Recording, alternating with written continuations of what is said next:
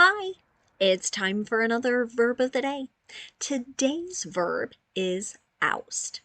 Let's take a moment to look at some of the definitions or the ways that we use this verb. The first way you might hear oust used is to mean to drive out or expel someone from a particular position or place. The reason I chose this verb for this week is because it's a verb I have seen and heard used a number of times in the past 3 weeks. About 3 weeks ago, the leader of one political party in the House of Representatives here in the United States was uh, expelled or driven out of that particular position of authority. So, that leadership position or leadership role. So I thought it might be good for us to discuss this verb, and we'll see some examples of this as we move along. A second way you might hear the verb oust used is to mean to deprive someone uh, of possession of something or to exclude them from possessing something. You should know that oust is a regular verb. To make the progressive form of this verb, all you need to do is add ing to form ousting. The past tense and participle forms of this verb can be made by adding ed. Now, our base verb oust ends with a T sound. And this means that the ed ending is going to add an extra syllable to the word. We're going to make an id sound when we say it. So the past tense and participle forms should sound like this: ousted, ousted. Okay. Now, you might encounter the phrasal verb oust from. And so I thought we would do a couple examples of this. Now, the meaning is not all that different from the first meaning we discussed. So sometimes when you hear oust from used, it means to force one to leave a particular place or position, and that might be a place or position of power or a position of authority. An example of this might be the House Speaker was ousted from his position 3 weeks ago. That's the example I mentioned, or the motivation for this particular video about the verb oust. Now, what you might notice there is was ousted from is the passive voice. And as I looked for real, authentic examples of our verb oust, it was most common for me to see this phrasal verb oust from used in the passive voice. So I think you might encounter that as well. Now, there is a second way to use oust from, and that would be when we are forcibly or physically removing someone or something from a particular place. An example of this: the rowdy drinkers were ousted from the bar. Right? You might think of this sort of like kicked out. They were told, you have to get out. Okay. And maybe someone physically took their arms and got them to leave that particular place or location. Now let's move on and use our verb of the day in a couple different verb tenses. Today I thought we would practice the simple past tense and the simple future with a focus on will. We'll start with the simple past tense. We use this verb tense to talk about completed actions that occurred at a known point in the past. Many times in the past tense, you see time signals. These could be words like yesterday, or maybe a phrase like 2 weeks ago. You might even see a specific date in the past. But not every sentence that uses the simple past tense will have a time signal word. It might be implied as part of a longer passage or a conversation that we're having.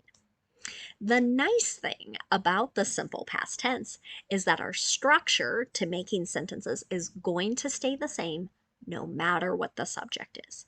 So in the affirmative, I'm going to start with a subject, and then I'm going to use that ed form of the verb since this is a regular verb.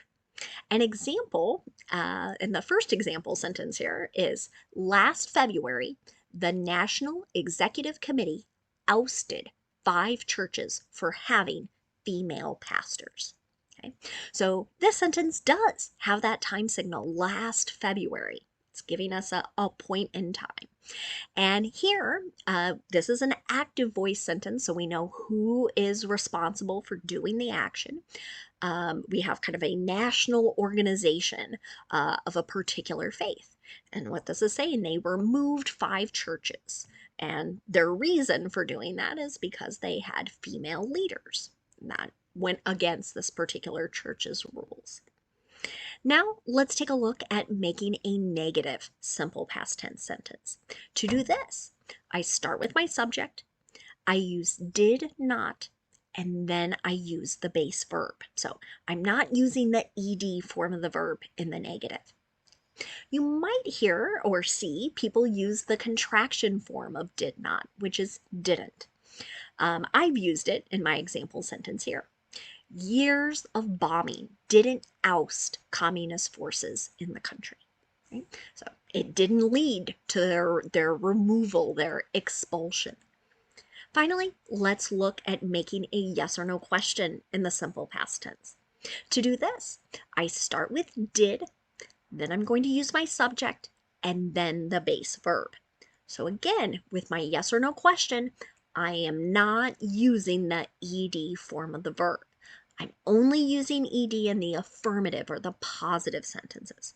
Let's take a look at that last yes or no question. It says, did you successfully oust all the insects and rodents from the basement? Right? Ooh, that's kind of an unpleasant question to think about.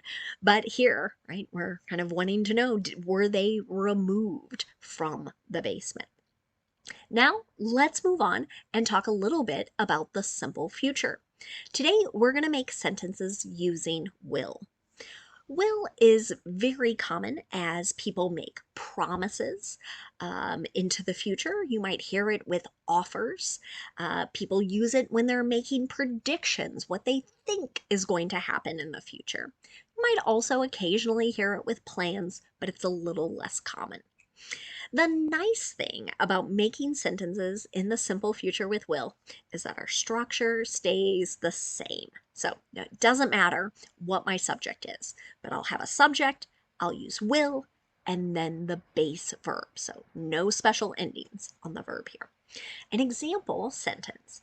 The school board will oust the superintendent when her contract ends in 2024.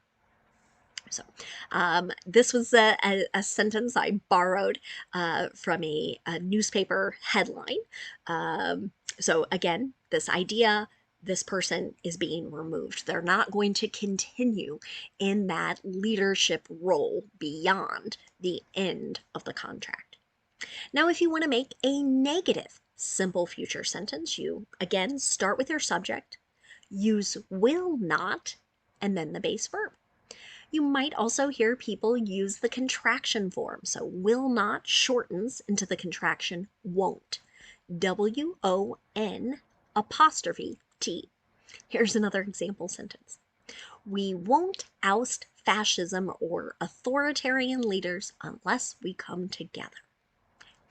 Another statement. Many of you might be kind of tired of my examples here relating so much to politics, but this is a word, excuse me, that gets used very often in connection to government and politics. So that was another example there.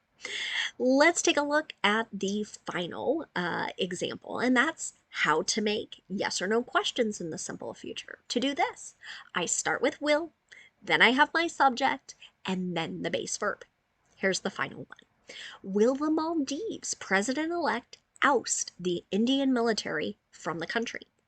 Now, as of the time I'm recording this video, this question has not been answered, but this was another example I saw again and again in recent newspaper articles, magazine articles, discussion. Would the Indian military be removed from the Maldives? So now let's move on and talk about some words that are related to our verb oust. And the first word we're going to discuss today is just the noun form of the word. So we're adding er here, ouster, and this noun refers to the dismissal or expulsion from some place or position.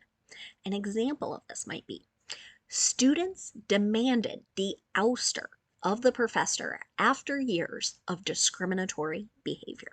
Right?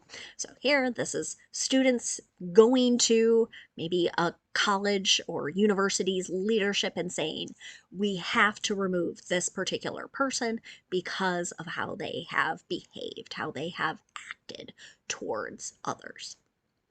Another related word you might hear is the adjective form ousted, right? And this just means somebody has already been expelled or removed.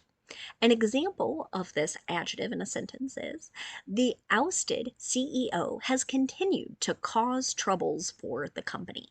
So, even though this person is still not in a place of authority, I know the sentence is very vague. We don't know what kind of issues or troubles, but that the problems, we should say, are continuing nonetheless. Thank you so much for watching today's video. I hope you have a great day.